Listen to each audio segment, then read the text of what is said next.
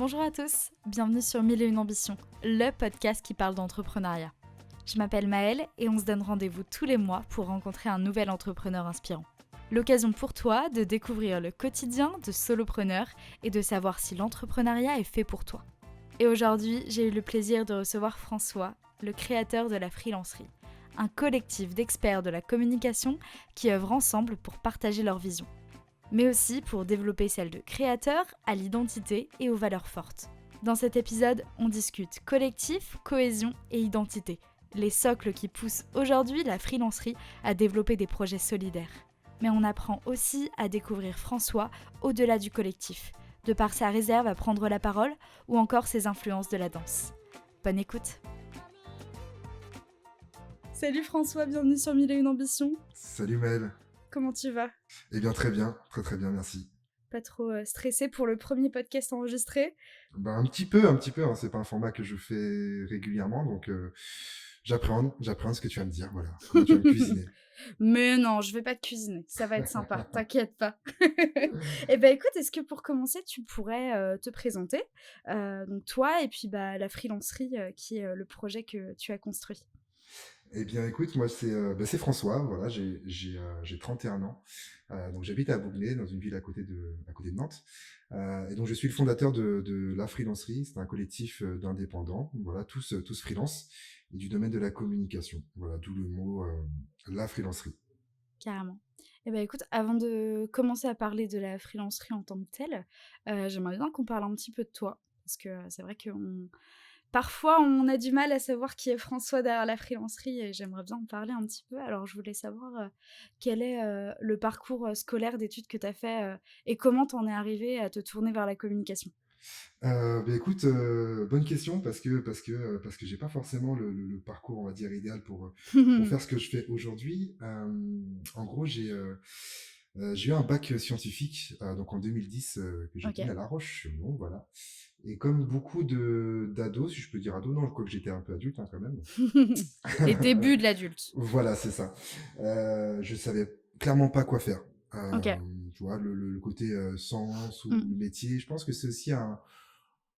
Bon, je vais pas forcément rentrer dans le détail, mais c'est vrai que le cursus scolaire n'amène pas forcément à découvrir différents métiers, et Ouais. surtout peut-être dans le domaine scientifique. Mm, Et donc j'ai suivi le parcours un peu classique, hein, la suite logique, c'était ouais. de faire une fac de sciences, quoi.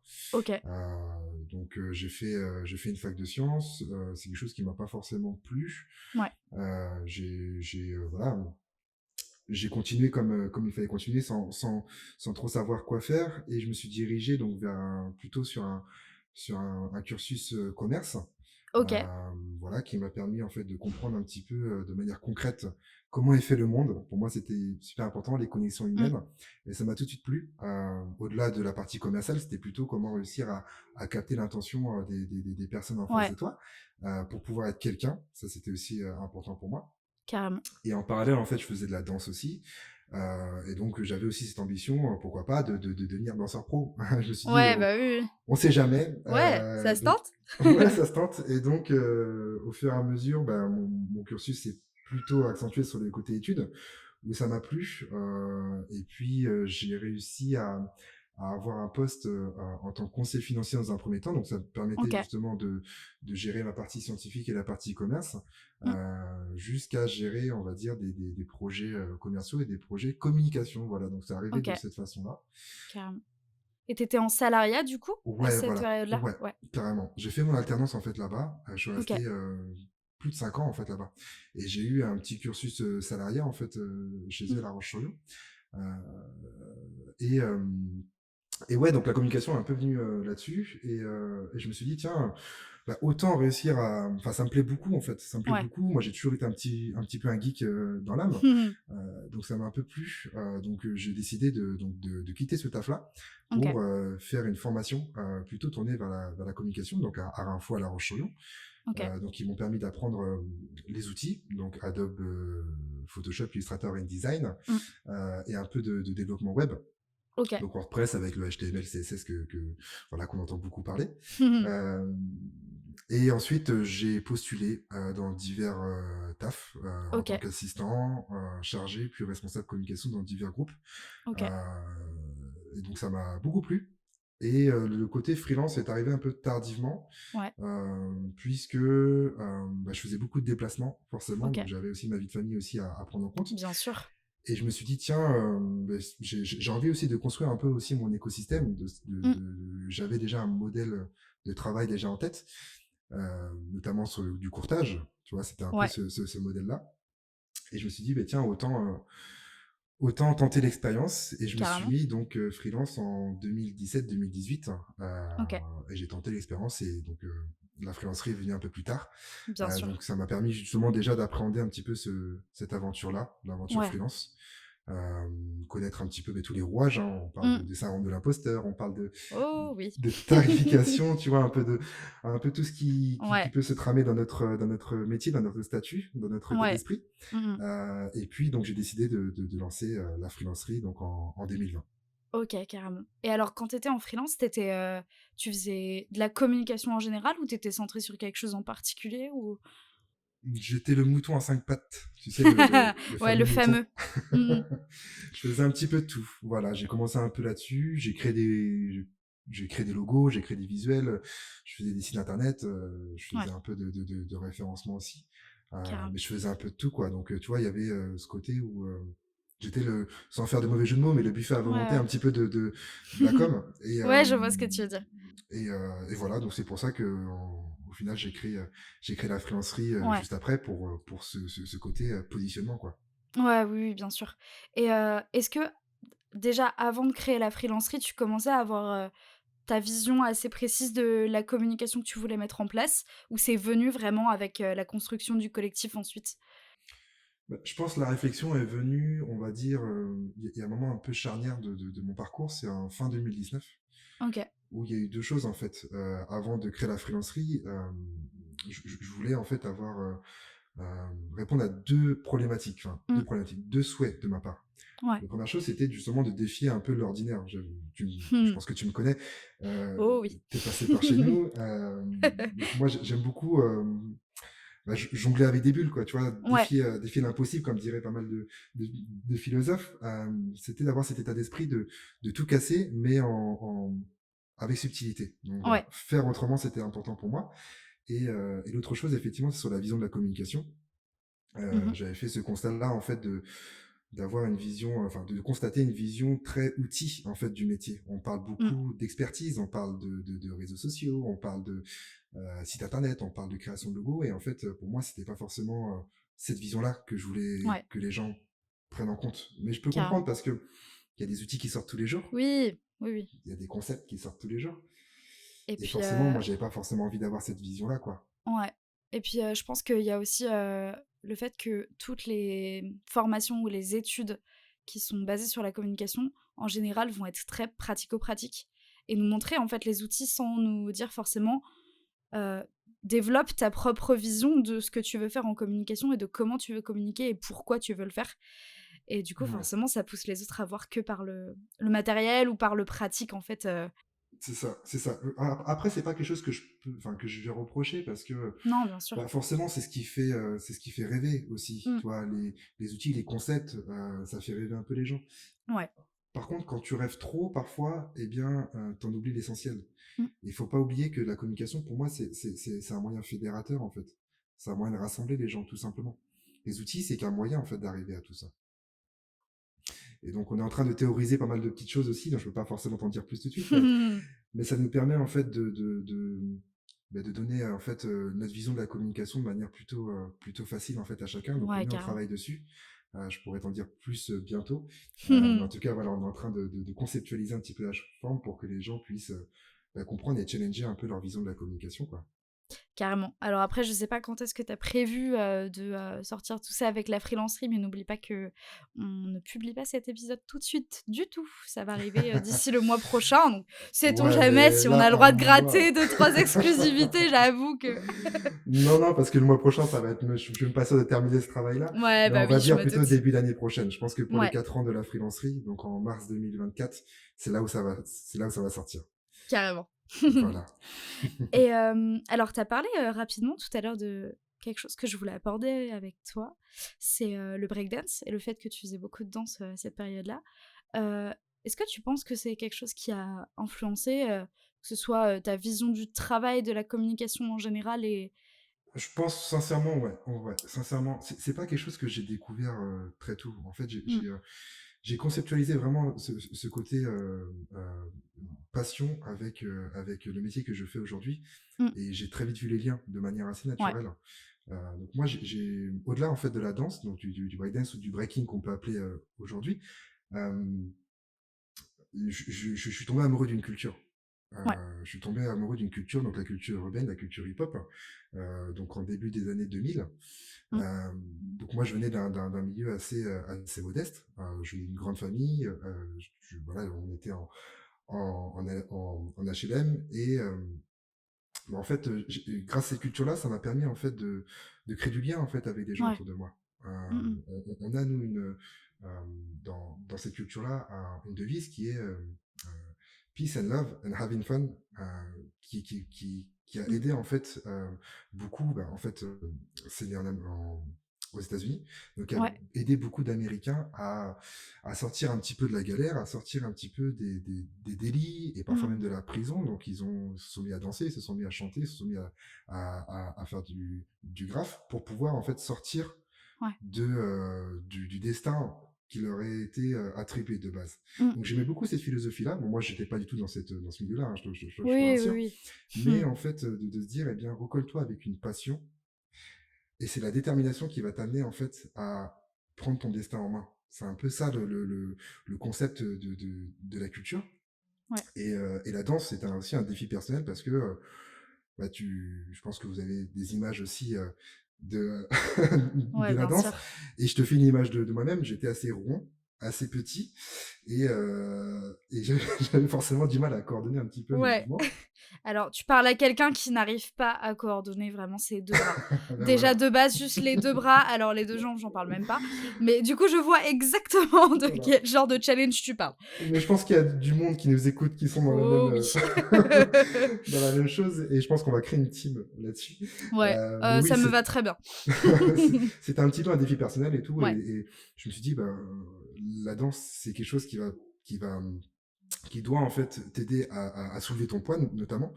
Et c'était un défi aussi pour moi de réussir. Et en fait, je me suis dit, en fait, plus tu es passionné et plus tu es déterminé, en fait, tu peux réussir à défier l'impossible, en fait, comme je disais Mmh, tout à l'heure, en fait. carrément. Il n'y a pas y a pas forcément de contraintes, c'est plutôt le travail qui va te permettre justement d'arriver à ton objectif. Trop cool. Et une vision que tu as quand même, réussi à bien transmettre, je pense, et notamment du coup avec la freelancerie aujourd'hui. Comment ça s'est passé, déjà le cheminement dans ta tête et puis, bah, la création en tant que telle? Parce que donc tu es freelance à cette période-là et tu décides de créer ce collectif. Comment, se passe le cheminement entre les 2? Alors, bah, comme je disais tout à l'heure, moi j'avais toujours cette ambition de travailler en équipe. Je suis quelqu'un qui Mmh, parle beaucoup, qui aime beaucoup rigoler, donc me retrouver seul en freelance, c'était pas forcément fait pour moi. ouais, Et puis, donc, comme tu peux le savoir, en freelance, tu sais, on a pas mal de contraintes. J'ai dit tout à l'heure, ouais. mais le syndrome de l'imposteur, Mmh etc. mh, mmh. Mais j'ai pas trouvé en fait de personnes à l'époque qui me permettaient en fait, enfin de personnes ou d'institutions qui me permettaient en fait de répondre à ces questions-là. Ouais, de partager, ce sentiment-là. Ouais, c'est ça. Et en gros, je me suis dit, bah, autant que je crée mon collectif, Mmh ma mh. commu ou mon écosystème pour pouvoir déjà répondre à ces questions-là. Donc ça, Carrément. c'était déjà une première chose. Et l'autre chose, c'était aussi, eh bien, j'ai travaillé en agence, j'ai travaillé dans des grands groupes, et clairement, quand j'ai fait le distinguo entre les talents des freelances, eh bien, je me suis dit, il y a peut-être quelque chose en fait à faire Mmh. là-dessus, à réussir à conceptualiser un, un process Mmh. pour réussir à mettre en place une alternative aux agences de communication un peu traditionnelles, Carrément. et monter ce collectif-là. C'est pas quelque chose que j'ai inventé, ça existait déjà, mais j'avais envie justement de le propulser sur Nantes parce qu'il n'y en avait pas, je crois, Ouais, de collectif de freelance sur Nantes. Euh, et j'avais envie, voilà, de créer ce projet-là et de me rassembler autour de gens qui portent la même vision de la communication bah, que moi, quoi. carrément. Et alors comment tu as fait pour trouver, les personnes du collectif? Parce que alors est-ce que c'était des gens que tu connaissais déjà, avec qui tu étais déjà proche, en tant que freelance ou tu as dû tout construire de A à Z? Un peu les deux, hein, un peu les deux. Ouais, J'avais forcément créé un petit réseau au fur et à mesure bien de mes sûr. expériences. Et l'autre chose, j'ai clairement lancé un peu une bouteille à la mer Ouais. sur LinkedIn avec un post éclaté sur LinkedIn en 2019 en mettant en gros recherche freelance en gros, sans La trop petite rien. annonce, vraiment. Voilà, mais vraiment que je détesterais là à l'heure aujourd'hui enfin, si je suis sur LinkedIn, mais je l'ai fait en 2019 parce que j'avais besoin de me laisser surprendre en fait, voir un peu comment est l'écosystème freelance sur LinkedIn Ouais. et sur Nantes, et ça m'a permis aussi de me connecter avec plusieurs personnes. Ça a marché ce poste-là, Ouais. bizarrement. Donc j'ai eu beaucoup de personnes qui sont venues me voir Ouais. et me demander des informations sur tout ça. OK, carrément. Et c'est quoi donc les valeurs que vous essayez de enfin, quelles sont les valeurs autour desquelles toi tu voulais du coup rassembler le collectif et qui sont, je pense et je suis même quasiment certaine toujours les mêmes aujourd'hui, que tu essaies de diffuser à travers votre vision de la communication et puis, à travers la freelancerie? Ouais. Alors, la première, je pense que c'est la valeur centrale. Je pense que c'est l'ouverture d'esprit, Carrément. surtout. L'ouverture d'esprit parce que euh, si je fais le rapprochement avec ma passion, donc la culture humaine, eh Mmh. bien, on est avec différentes communautés, on est avec Ouais. différentes parcours, on est avec différentes histoires. Et je pense que si tu es ouvert d'esprit, tu peux te connecter avec n'importe qui. Ouais, Voilà. carrément. Déjà, une connexion. Je parle pas forcément de partager la même chose que lui, mais déjà au moins d'aller creuser la personne, enfin sa personnalité, son état d'esprit, pour te dire si oui ou non elle fait partie de ton écosystème en fait, tout Ouais. simplement. Mmh mh. Et donc il y avait cette notion-là de s'ouvrir un petit peu au monde. Et en fait, grâce à l'ouverture d'esprit, ça amène la bienveillance, ça amène le partage, ça amène l'entraide. Mais je pense que l'ouverture d'esprit, pour moi, c'est le plus important. C'est le non-jugement des personnes, c'est l'autodérision. Ouais, carrément. Tu es passé par chez nous, tu sais qu'on vanne beaucoup. Oh Euh, oui! et effectivement, voilà, je pense que c'est le pilier central. Après, ça Ouais. découle de plein de choses, l'indépendance, euh, la détermination. Pour moi, ça vient aussi avec l'ouverture Mmh. d'esprit.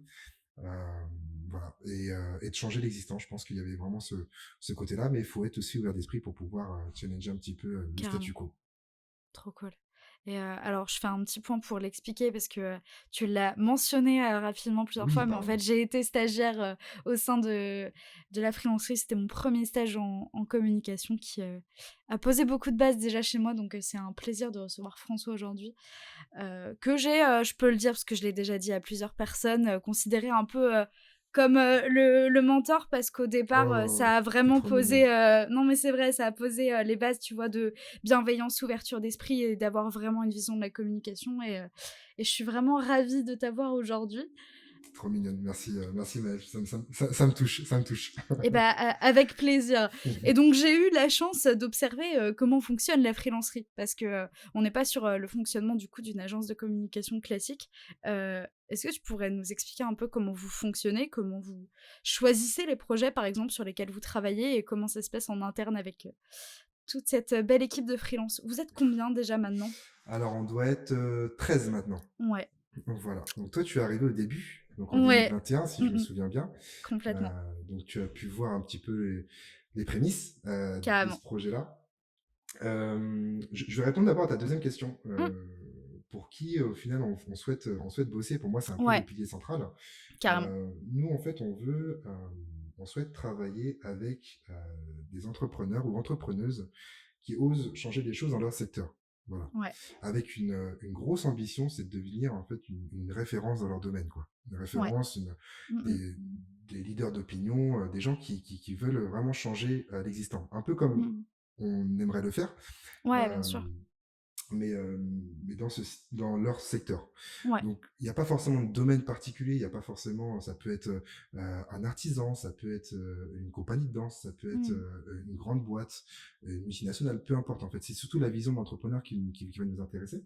OK. Euh, et donc, notre idée, c'est de construire justement des communautés autour de ces références-là, pour qu'ils puissent devenir des leaders d'opinion. Carrément. Et puis le process, il est très simple en fait. Je me suis appuyé sur un process qui existait déjà, qui s'appelle la maîtrise d'œuvre, voilà, OK. qui s'appelle de la sous-traitance. Nous, en gros, on a trois chefs de projet donc Mhm. des chefs de chantier un peu. Et l'idée, c'est que on travaille avec des talents, des expertises, donc freelance, Ouais. sur différents domaines en fait. Donc je pense qu'il y a du monde qui est passé dans ton podcast, il me semble. Il peut y avoir Oui, Bertie sur la oui, partie social media, il peut y avoir Charlotte sur la partie administrative, Cyril vidéo et donc 10 autres personnes sur les complètement. différents pans de la communication. Je mentionne Sarah, graphiste aussi, qui est passée avant. Sarah, on va m'en vouloir en plus. Je l'ai Oui, me oublié. t'inquiète pas, je pense Bonjour que Sarah. effectivement, il y a du monde de la freelancerie qui est passé par ici, Voilà. et c'est un plaisir de les avoir eus sur leur expertise en particulier, justement. Voilà. Et donc, en fait, les 3 chefs de projet redistribuent, entre guillemets, sur un travail d'équipe sur les freelances dans leur spécialité, c'est ça? Ouais, c'est ça. En fait, on va essayer de travailler de manière stratégique avec Mmh. les clients dans un premier temps. Donc, on peut potentiellement effectivement faire appel aussi aux freelances Ouais. et d'avoir leur casquette non pas d'experts dans leur domaine, mais plutôt d'experts en communication. Mmh. Et puis après, pour toute la partie opérationnelle, effectivement, on dispatche, on coordonne, on planifie les différentes tâches avec Sarah, par exemple, pour une création d'identité visuelle. Ouais, Ça peut être Cyril sur une partie vidéo ou sur une partie web d'autres personnes. carrément. Camille notamment.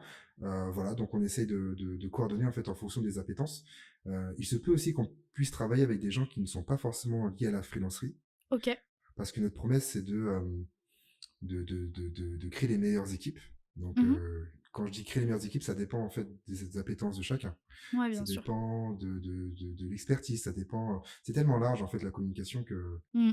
que c'est difficile en fait de trouver la bonne personne pour Bah, tout bien en fait. sûr. Voilà. Mmh. Carrément. Donc on a un écosystème on va dire d'une cinquantaine de freelances autour de nous, avec Mmh. qui on travaille assez régulièrement et ça nous permet justement de mener à bien les différents projets. Trop, trop cool. Et alors, comment on arrive à créer de la cohésion dans un tel groupe? Parce que, alors, on va dire que le noyau central, vous êtes, un peu moins d'une quinzaine du coup, Oui. mais je sais que donc dans les bureaux que vous pouvez avoir à Bouquenet, vous n'êtes, jamais quasiment en tout cas les Non. 15 tous ensemble. Comment on arrive à maintenir une cohésion dans un collectif de freelance comme ça? Bien écoute, il y a une difficulté qui se crée, c'est que on n'habite pas tous à côté. Ouais. On est donc il y en a Charlotte notamment qui est à Saint-Gilles-Croix-de-Vie, donc en Vendée. Mmh.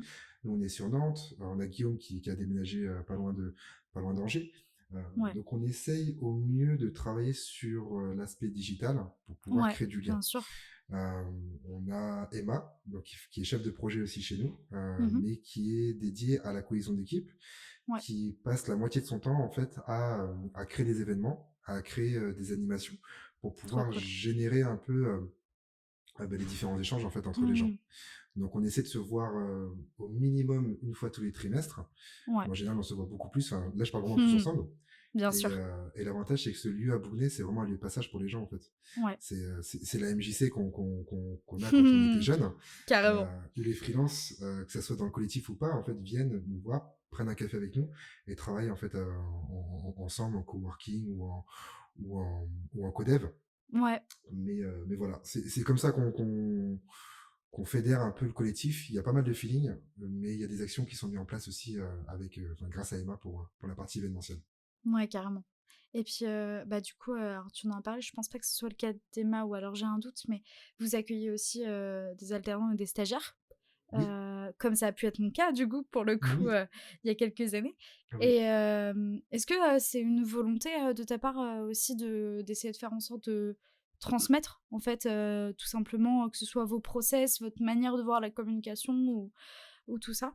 Ouais, ben écoute, moi je crois beaucoup. Je vais parler peut-être comme un vieux là, mais T'inquiète pas, on t'en voudra pas, promis. je crois beaucoup à la jeunesse en fait. Je crois beaucoup en Mmh. fait à, à la génération qui arrive, à ta génération aussi, à toi, Maëlle. Je trouve qu'il y a quelque chose qui est fort en vous, c'est cette détermination. Ouais. Le fait de casser vraiment les barrières et porté surtout par des grosses convictions. Ouais. Il y a Mmh très peu mh. de jeunes qui n'ont pas de convictions à l'heure actuelle, alors qu'à Ouais. notre époque, on avait des convictions, mais c'était beaucoup plus caché. Ouais.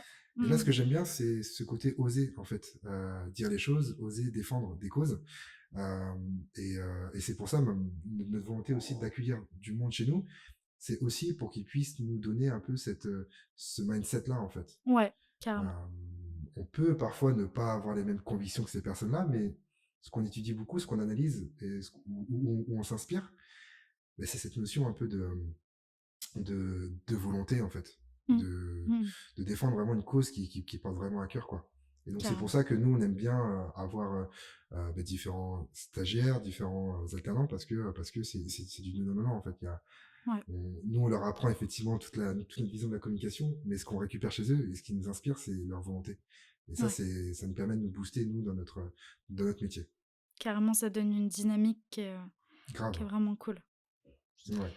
Et puis, tu parles de détermination, moi, il y a un projet qui me vient en tête directement, c'est, l'un des gros projets, en tout cas, que vous avez mené cette année, qui s'appelle la Bootcamp Prix. Est-ce que, Oui, tu peux, partager ce super projet? On fait oui. un beau coucou à Hélène, qui est passée sur le podcast d'ailleurs sur la première année. Donc j'étais trop ravie de voir, que c'était elle qui avait été choisie. Mais est-ce que tu peux nous parler un petit peu de ce projet, de comment ça vous est arrivé en tête de Trop bien. Bah, écoute, je suis content que tu parles de ça parce que c'est un projet vraiment qui nous tient à cœur. C'est bah notre oui. projet de 2023. Après, effectivement, je vais faire petite pub. N'hésitez pas à écouter le podcast de Sarah parce que Sarah explique beaucoup aussi Complètement. le projet parce que en fait, c'est elle à l'initiative de ce projet-là. Mmh. C'est Sarah et Camille autour d'un verre au VNB. Voilà, petite dédicace à Sarah et puis à Denis, où ils ont eu l'idée de vouloir aider une association, une entreprise avec de valeurs fortes. Donc ils nous ont dit ça, tout simplement. Et nous, on l'a conceptualisé aussi de notre côté, Mmh. avec Emma notamment, sur comment on fait. Carrément. On ne peut pas choisir de notre façon. On est obligé de passer par un appel à candidature. Donc il fallait mettre tout Ouais, ça en place. carrément. Il y a une sélection qui a été faite tous ensemble. Mmh. Et jusqu'au choix, il y a une audition aussi entre Ouais. Hélène et du coup une autre personne, Amandine que j'embrasse aussi. Euh, et on a choisi du coup Hélène parce que ce qu'on a aimé chez elle, c'était le fait que ce projet soit vraiment mûr. Ouais, Et cette notion de deadline, en fait, elle voulait lancer ce projet en crowdfunding et on voulait effectivement l'aider sur ce projet-là carrément. assez rapidement. Et on s'est dit, tiens, ça peut être cool d'avoir ce défi-là en 2 jours, de pouvoir tout monter Mmh. son crowdfunding et après, voilà, hein, la suite, c'est qu'on s'est enfermé pendant 2 jours. Et puis je vous invite à aller regarder, si ça vous intéresse, le petit documentaire qui est sorti sur, tout le process qui est très, très Oui, cool. exactement. Donc, je vais pas en dire plus. Allez voir Exactement. le Non, moi je veux documentaire. savoir quand même comment on arrive, à fédérer autant de freelances sur un même projet et surtout, comment vous avez réussi à organiser tout ça? Parce qu'on part quand même sur, créer un financement participatif sur 2 jours. C'est énorme, pour en avoir créé un il y a pas si longtemps, c'est enfin, vraiment impensable, je sais même pas comment vous avez réussi.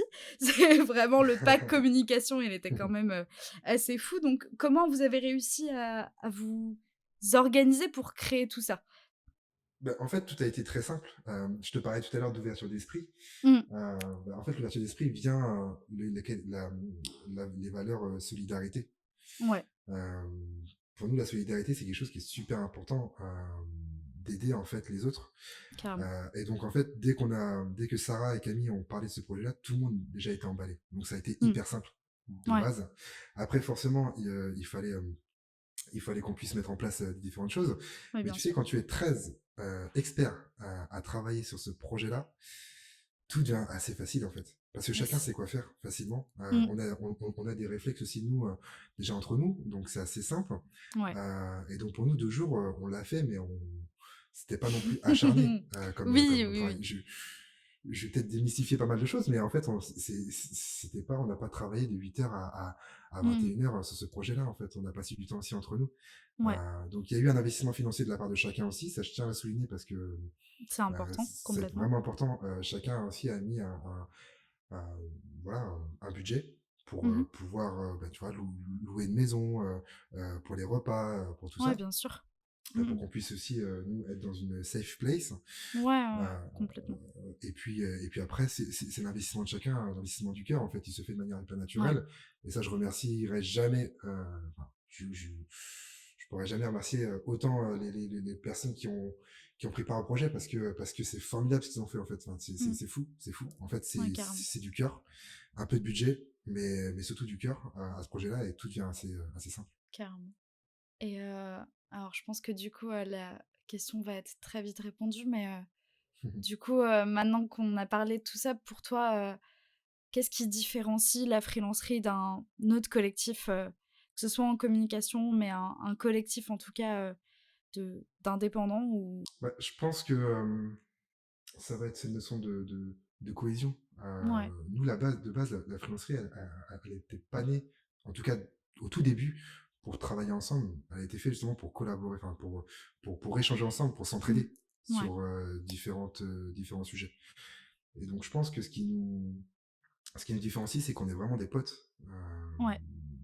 Tu vois, là, on est tous invités à l'anniversaire de Sarah.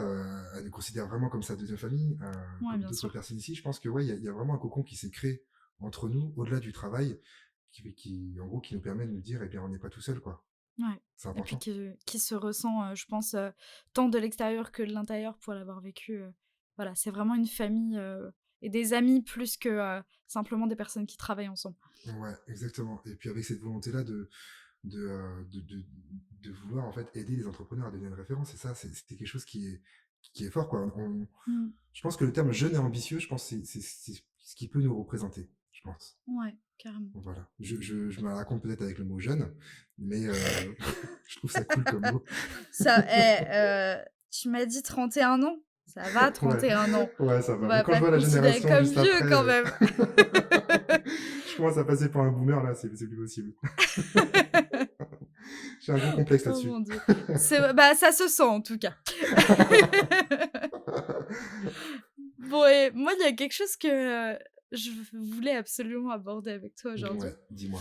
Hem, Malgré que tu sois, donc le créateur de la freelancerie, il est assez rare de t'entendre, prendre la parole. Je peux prendre à témoin les, trop nombreuses personnes qui m'ont dit: «Mais moi je veux, nommer François de la freelancerie en recommandation à la fin» et à qui j'ai dit: «Arrêtez, j'ai déjà proposé à François, ne vous inquiétez pas, il va arriver». Est-ce que c'est une réelle volonté de ta part ou il y a des raisons au fait que, entre guillemets, on t'entende pas plus souvent, prêcher, on va dire, ta vision de la communication ou prendre plus la parole, Ouais, mais il y a plusieurs choses. Déjà, de base, bon, même si j'aime bien parler, je suis assez pudique. Déjà, à prendre la parole. Autant à danser, il n'y a pas de souci, mais dès que je commence à prendre la parole, c'est Ouais, un peu plus complexe. Euh, L'autre chose, c'est que aussi on a un collectif, et pour moi, c'était important de ne pas avoir uniquement une seule personne, ouais, bien euh, sûr. parce qu'un collectif, c'est quand même une aventure humaine, et c'est important d'avoir plein de monde autour de nous et qui Mmh, porte vraiment bah, nos idées. Ça, c'était aussi important de se mettre aussi en retrait et de ouais. mettre un peu son ego de côté aussi. Ça, c'était super important pour moi. Mmh Et l'autre chose, bon, c'est mon côté un peu vulnérable, je suis du podcast, c'est le mh. fait que je suis conscient. Je suis conscient que euh, je suis pas le plus, j'ai pas les appétences, comment dire ça. C'est un peu difficile pour moi de parler de Il ce y a sujet-là, aucun souci, t'inquiète pas. mais effectivement, c'est plutôt, je sais que j'ai pas la voix, notamment, Mmh. euh, d'un Cyril, j'ai pas la voix d'une Sarah, j'ai pas le charisme en fait de beaucoup de personnes, parce que j'ai fait un post il y a pas longtemps sur LinkedIn, bah, tu Mmh vois, mh. je parle du nez, je parle très vite, j'articule pas Ouais, beaucoup et j'ai beaucoup bégayé aussi quand j'étais jeune, donc là c'est beaucoup mieux. Et ouais. donc forcément, tu vois, ça m'a mis aussi un petit complexe aussi de base parce que là, comme je suis en train de te parler, je Mmh. réfléchis à deux choses. Le fond de Ouais, ce que je vais dire, mais aussi la forme. Donc je fais des ouais. efforts aussi, Mmh mh. même si je sais pas si ça va être hyper audible sur le podcast, mais je fais des efforts aussi pour qu'on puisse me comprendre. Je te Donc, rassure, on te comprend très bien. et donc tu vois, j'ai toujours vécu avec ce syndrome-là, en fait, Ouais. en fait, j'ai j'ai j'ai pas, faut que j'arrive à me faire comprendre, quoi. C'est Mmh ça le mh plus mh. important. Et puis très vite, on m'a rassuré, on m'a mis en confiance sur ce sujet-là. Ouais, carrément. Et au fait, je me suis dit, mais en fait, c'est peut-être aussi ce qui fait ma singularité. C'est peut-être aussi ce qui fait mon identité. Complètement. le fait que j'adore que les gens, quand je les appelle, j'ai pas besoin de dire qui je suis en fait. Je pense qu'ils reconnaissent à ma voix du nez qui je suis Ouais. très facilement. Mmh. Et je parle aussi de manière hyper monotone aussi, tu vois. Il y a plein de choses en fait qui fait que ouais, j'étais assez complexé sur ce sujet-là et que je Ouais. commence de plus en plus aujourd'hui à prendre la parole parce que au final, on s'en fout quoi, on s'en fout. Oui, complètement. Voilà. Je pense Et que le puis, fond est plus important que la forme. et bah, ça fait un très, très beau lien puisque, je pense que du coup, le meet-up que vous avez organisé, a dû être un exercice pour toi, assez, on va dire impressionnant, en tout cas une belle sortie de zone de confort. Est-ce Mm. que tu peux nous en parler un petit peu et puis, d'où est née l'idée et comment toi tu l'as perçu du coup, puisque, c'est pas un exercice qui a dû, je pense être facile pour toi? Ouais. Ben, en fait, cette idée-là, elle est née en même temps que la bootcamperie pratiquement. En fait, c'était OK. la même réunion où on a parlé des deux sujets et on avait besoin, nous, de frapper fort Mmh. et de montrer aussi notre vision de la communication. Ouais. Donc, l'idée, c'était un peu de prendre à contre-pied les meet-up un peu, regarder c'est quoi les tendances de la communication, mais réussir en fait à les contrecarrer Mmh. et à se dire attention, attention, prenez pas les tendances, c'est bien, Ouais. mais faites attention parce que la communication, c'est pas utiliser le nouvel outil en fait, c'est de réussir à comprendre ce que c'est les vrais enjeux. Ouais, Et donc, en complètement. fait, chacun dans leur expertise donc la thématique, c'est ça, c'était démystifier une tendance, Mmh. la contrecarrer dans chacune des expertises. Donc, il pouvait avoir la vidéo, il pouvait avoir l'IA, il pouvait avoir les vanity metrics. Et, Mmh. euh, et on s'est dit, bah, autant frapper fort. Aussi, nous, sortir de notre zone de confort aussi et de faire un meet-up où chacun prenne la parole. Pour certains, c'était la première fois qu'ils prenaient la parole Ouais. en public. Et donc là, devant, je pense qu'on était pas loin d'une centaine de personnes à la Je cantine pense, ouais. numérique, en plus dans la grande salle, qui Mmh. peut être aussi impressionnant. Donc on s'est Complètement. tous mis en danger ensemble, en fait. Que ça soit Bertie qui, elle, est habituée en plus à prendre la parole, elle était stressée. Cyril aussi, même s'il va me dire maintenant, c'est pas vrai, mais je suis sûr il va stresser. Bien sûr, mais c'est jamais un exercice facile, hein, surtout, Ouais, quand on est dans une salle, comme ça, sur une scène avec, 100 personnes qui sont très attentives et nous écoutent. ouais. C'est jamais, jamais simple. C'est jamais simple. Et ce qui est drôle, c'est que tout le monde, on a tous stressé ensemble, mais, mais la force collective, en fait, a pris le dessus. Mmh. Et après, bon, forcément, il y avait des choses aussi à améliorer dans le meet-up. Bien On est sûr. hyper content du premier meet-up qu'on a mis en place et du rendu et des personnes qui sont venues. Donc, merci déjà, Maëlle, d'être venue. Ah mais C'était chouette. c'était top, c'était vraiment hyper intéressant Et et donc, ce puis, sera sûrement quelque chose qu'on va refaire ouais, très prochainement. carrément et donc le message était le fond avant la forme. Oui, voilà, c'est ça. OK. Les messages avant les images aussi. C'était ça un peu. Ouais et alors, si on prend un peu de hauteur, quel est, pour toi, on va dire l'avenir de la freelancerie ou au moins, comment t'aimerais que cette, aventure, continue à évoluer? Waouh, bonne question, bonne question. Bah, je pense qu'il faut qu'on continue à faire ce travail de fond qu'on fait tous Ouais. ensemble, c'est-à-dire de rester soudés, de Mmh. rester soudés sur une vision commune, sur une ambition commune. Et on a vraiment, vraiment envie de devenir une référence sinou de notre côté. Ouais. Ouais, de devenir une référence de la communication. Donc ça Mmh. prend du temps. Bien On a sûr. vraiment envie de construire une grosse communauté engagée autour de nous. Mmh. Et bien pour qu'on puisse justement casser des portes, comme on aime bien Ouais. faire, Mmh. avec diplomatie, bien évidemment. Euh, donc ouais, il y a plein de projets qui se créent. Donc là, il y aura sûrement une bootcamp prix numéro 2, il y aura Trop sûrement un cool. meetup numéro 2. Il y a d'autres projets qui sont aussi dans les clous. On aimerait bien aussi ouvrir un espace un peu plus grand de ce qu'on a aujourd'hui à Bougnay pour Ouais, pouvoir accueillir beaucoup plus de freelance et créer un peu, carrément. bah, tu vois, la MJC, hein, la maison des freelances, Mmh. qui permettrait à chacun de pouvoir trouver le confort pour chaque freelance, que ce soit dans la freelancerie ou pas. Ouais, complètement. Voilà, donc on veut devenir une référence de la communication, mais également une référence sur le freelancing, déjà à Nantes. Euh, Ouais. et puis voilà, avoir vraiment un discours qui soit impactant et devenir vraiment des leaders d'opinion et que notre parole soit impactant sur chaque action qu'on met en place, quoi. Donc ça va un peu être l'avenir, c'est un peu abstrait ce que je viens de dire, Bien sûr. mais on a plein de projets, je peux pas tout dire, je suis Ouais, désolé, mais c'est très bien mais déjà, qui va t'inquiète pas. arriver très rapidement en 2024. Trop cool. J'ai hâte de voir la bootcountry numéro... La la bootcountry. bootcountry numéro 2. On n'a pas utilisé le mot le plus simple, je suis désolé. Non, c'est vrai.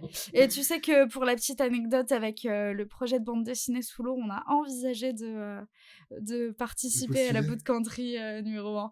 Oh Ouais. là là là là là là. Mais en termes de temporalité, ça calait pas du tout. Mais on s'est dit ça aurait été quand même plutôt bien Ouais, dans les clous. clairement, ça rentrait clairement dans nos critères. Projet à forte valeur, objectif à court terme, crowdfunding, levée de fonds, Complètement. bah forcément, ouais. Ouais, ouais. Ça aurait fait match avec Hélène, je pense. Exactement. C'est pas grave, je vais trouver une idée pour l'édition numéro 2. Il n'y a pas de problème. Voilà, c'est ça. Alors, quelles sont pour toi, on va dire, les difficultés que tu as rencontrées dans le fait de créer la freelancerie au départ? Les Même si je me difficultés. doute qu'il y en a certainement beaucoup, ou du moins qu'elles sont maintenant un petit peu plus loin, mais... Les difficultés, c'était peut-être les difficultés financières. Ouais.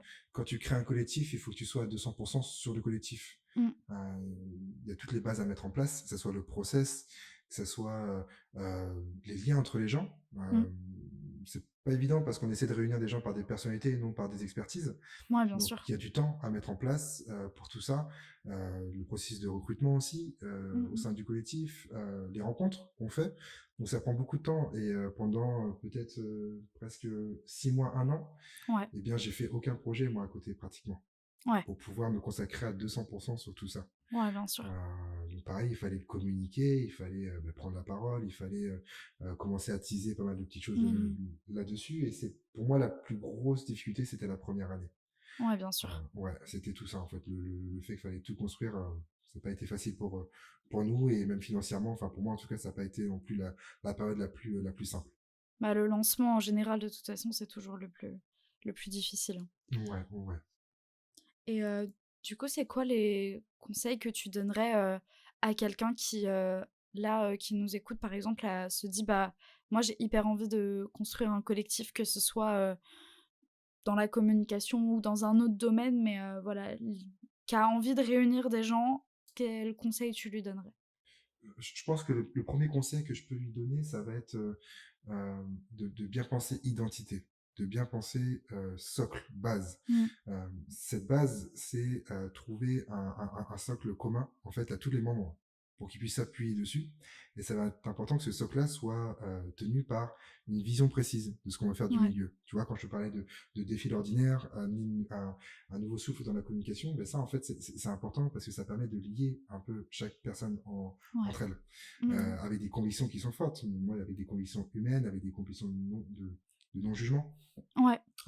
Avec, je parlais de l'ambition, de valeurs, d'ouverture d'esprit qui sont hyper importants. Et ça, pour moi, c'est primordial de penser d'abord quelle est l'identité du collectif, quelle est la Carrément. singularité.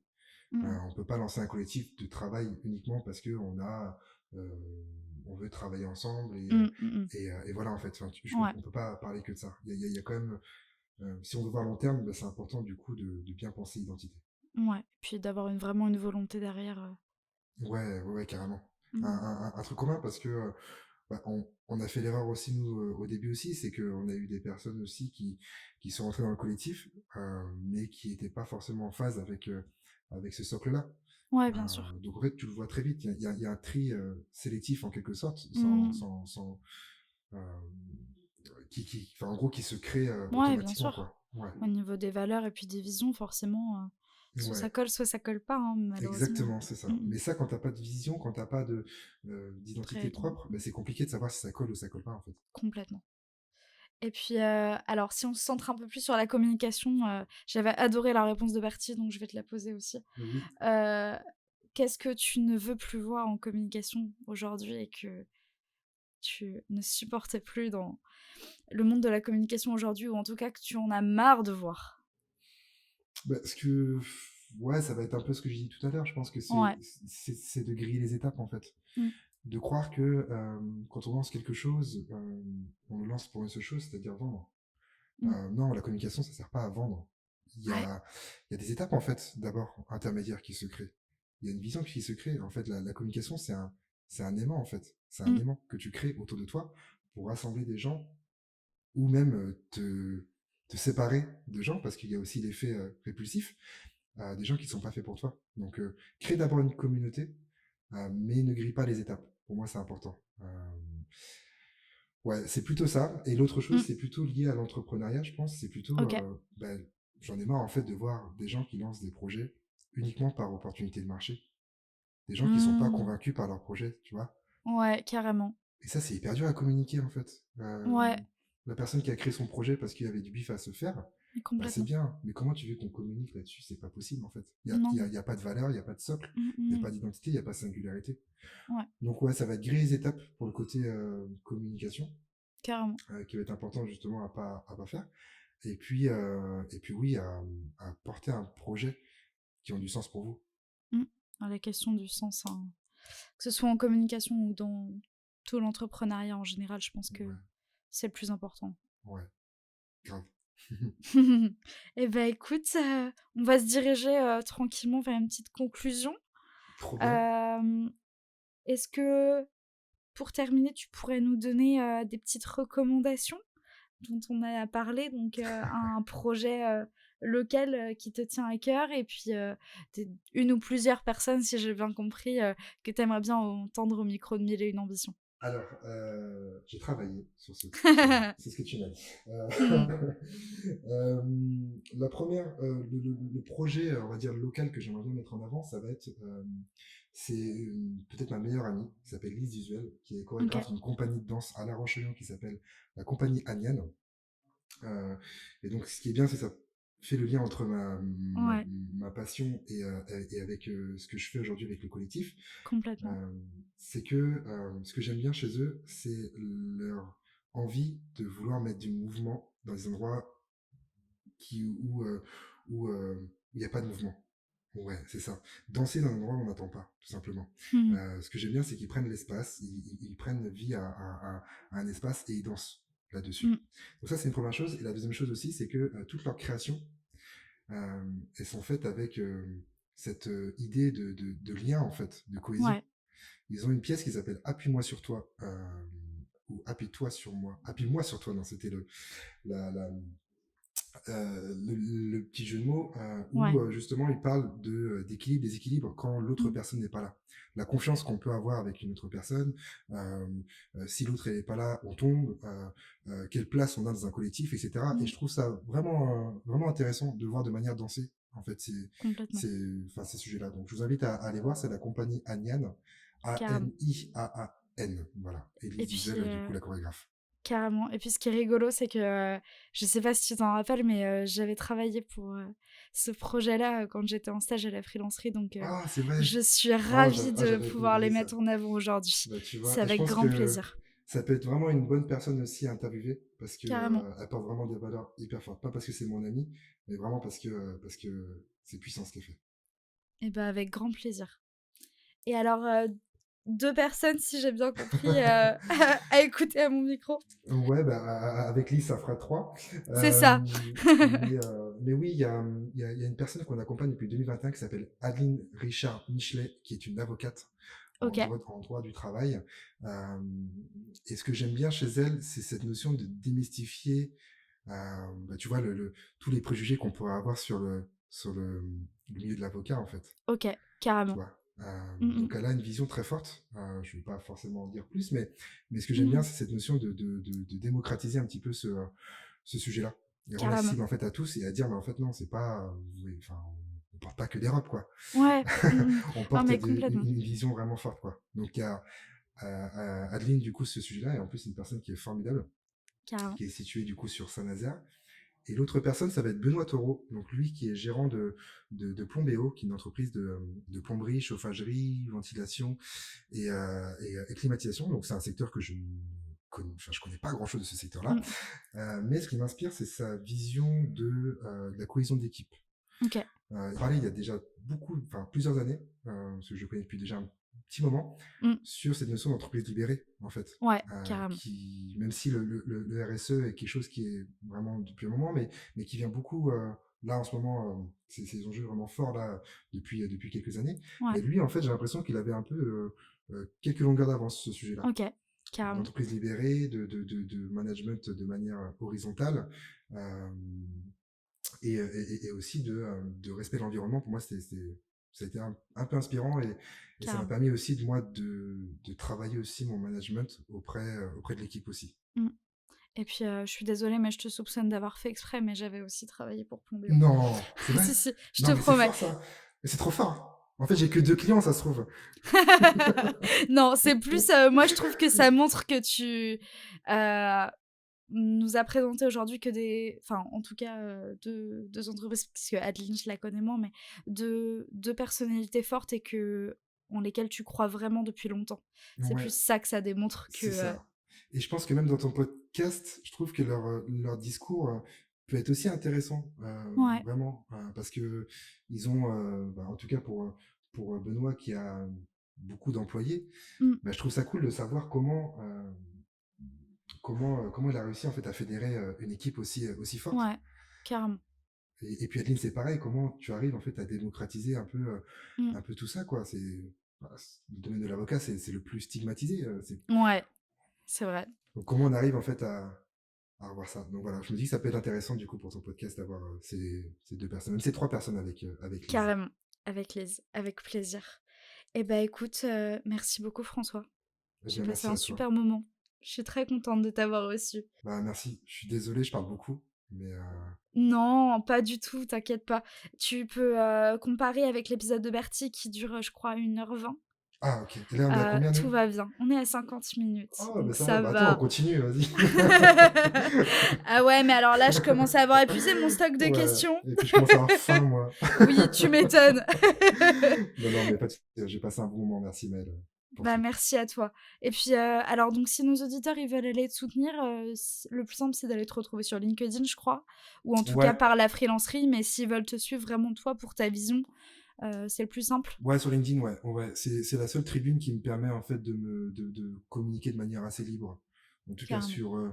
sur des choses qui sont profondes pour moi. Donc n'hésitez pas à me suivre. François LE sur, sur LinkedIn. Eh bah carrément. Merci beaucoup François, je suis ravie de t'avoir reçu aujourd'hui. Eh bien, merci à toi, Maëlle, en tout cas. C'était un plaisir. Et puis ben on souhaite de beaux projets pour 2024 à la freelancerie. Et puis au plaisir de passer faire du coworking Eh sur bien, on espère. Bougnay. C'est chez toi. Ici, c'est une maison, c'est chez toi aussi. Donc n'hésite pas à venir prendre un bon café. Merci beaucoup François. Salut. Si cet épisode t'a plu, je t'invite à t'abonner au podcast et lui laisser une note sur ton application préférée. Et si tu veux suivre en direct l'actualité du podcast, tu peux me rejoindre sur Instagram @1001ambition. Tu retrouveras dans les notes de ce podcast l'ensemble des liens que nous avons abordés avec François et les liens pour aller le soutenir. Mais aussi un formulaire pour me proposer les sujets sur lesquels tu voudrais que je réalise un épisode. Je te remercie pour ton écoute et on se donne rendez-vous le mois prochain pour un nouvel épisode de 1001 ambitions.